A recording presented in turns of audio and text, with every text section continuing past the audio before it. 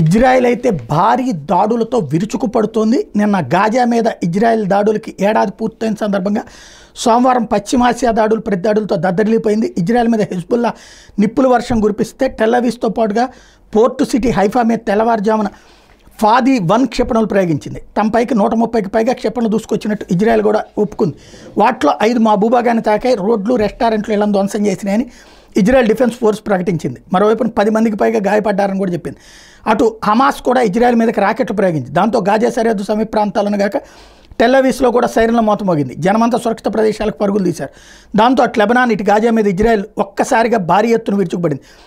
Lebanon రాజధాని అయినటువంటి బీరూట్తో పాటుగా దక్షిణ లెబనాన్లోని బరాచిత్ మీద భారీగా వైమానిక దాడులు చేసింది. బీరూట్లో పలు చోట్ల ఇళ్ళు, నివాస సముదాయాలు నేలమట్టమైనాయి. జనం కకావేకలమై పరుగులు తీశారు.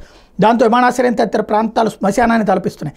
బరాచిత్లో సహాయక కార్యకలాపాల నిమగ్నమైన 10 మందికి పైగా అగ్నిమాపక సిబ్బంది వైమానిక దాడులకి బలైపోయారు. భవనాల శిథిలాల కింద చాలామంది చిక్కున్నారు. మృతుల సంఖ్య భారీగా పెరగచ్చని చెప్తున్నారు.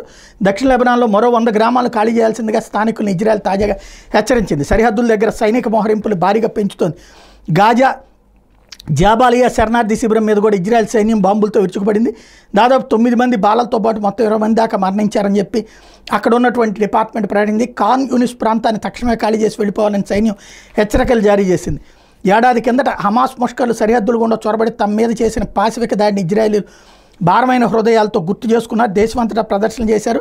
టెల్లవీవ్ని హైవేని దిగ్బంధించారు. ప్రజల ప్రాణాలు పరిరక్షించడంలో మేము విఫలమైన రోజు ఇది అంటూ Israel army chief Herzi Halevi ఆ సందర్భంగా ఆవేదన వ్యక్తం చేశారు.